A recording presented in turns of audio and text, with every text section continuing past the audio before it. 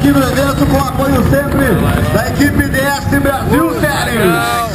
Sobe o som aí, gente. Vamos arrebentar.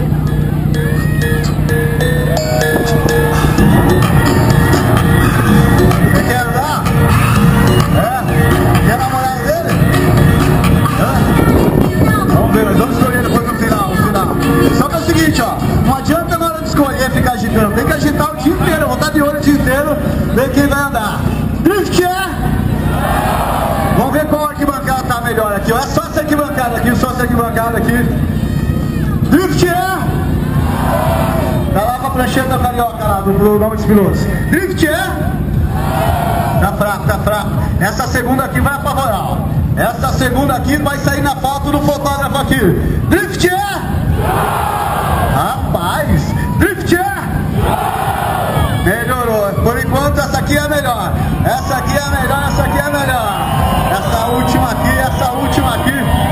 Essa aqui tá em frente o Juba, o Thiago e o Sérgio. Pra apavorar a segunda, hein?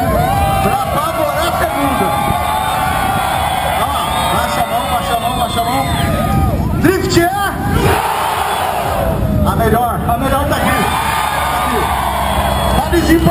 Pode se empatar então, ó. Drift é? Não, segura aí, só aqui. Drift é?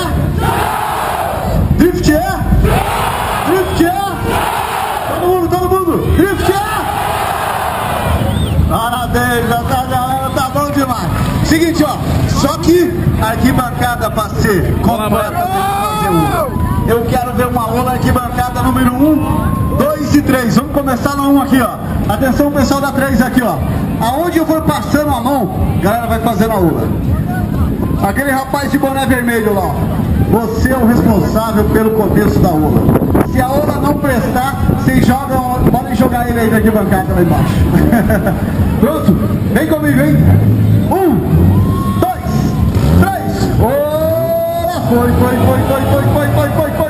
Não para, na última. Isso! Mais uma. 1, 2, 3. Uou!